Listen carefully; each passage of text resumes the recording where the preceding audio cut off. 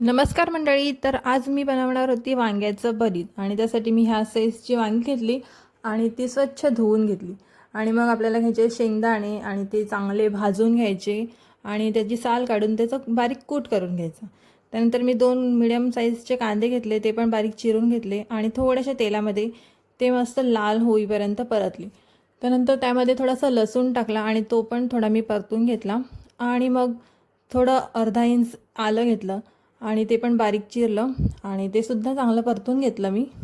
हे सगळं चांगलं मिक्स झालं की त्यानंतर आपण बारीक चिरलेलं खोबरं घेऊ आणि ते सुद्धा आपल्याला भाजायचं आहे. ते पण थोडंसं लाल होईपर्यंत भाजून घेऊ आणि हे सर्व आपण मिश्रण मिक्सरला वाटून घ्यायचं आहे. त्यामध्ये मी थोडीशी कोथिंबीर आणि 2 मिरच्या घेतल्या आणि त्यानंतर ही वांगी जी आपण धुवून घेतलेली ती ह्या प्रकारे कापून घ्यायची आणि मग त्याच टोपामध्ये थोडंसं तेल टाकून मोहरी आणि जिरं हे फोडणीला टाकलं आणि मग आपण जे बनवलेलं वाटण आहे ते सुद्धा आपण टाकायचं तेलामध्ये आणि ते पण चांगलं फ्राय करून घ्यायचं व्यवस्थित.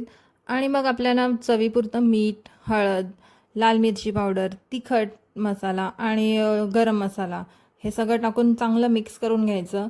आणि त्यानंतर थोडीशी मी साखर घेतली आहे, मग कारण की थोडंसं गोड चांगलं लागते. तुम्हाला नसेल पाहिजे तर तुम्ही स्किप करू शकता आणि टाकली तर खूपच चांगलं.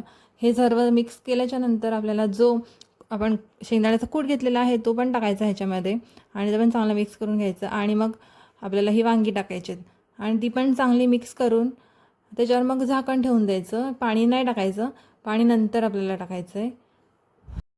थोडी वाफ दिल्याच्या नंतर मग मी थोडं पाणी टाकलं त्यामध्ये वांगी शिजण्यासाठी आणि मला थोडा कलर कमी वाटला म्हणून मी लाल मिरची पावडर टाकली आणि पुन्हा भाजी शिजण्यासाठी ठेवून दिलं. वांगी शिजली त्याच्यानंतर मग भाजी रेडी आहे. चपातीसोबत खूपच छान लागते. तुम्ही पण एकदा नक्की ट्राय करा.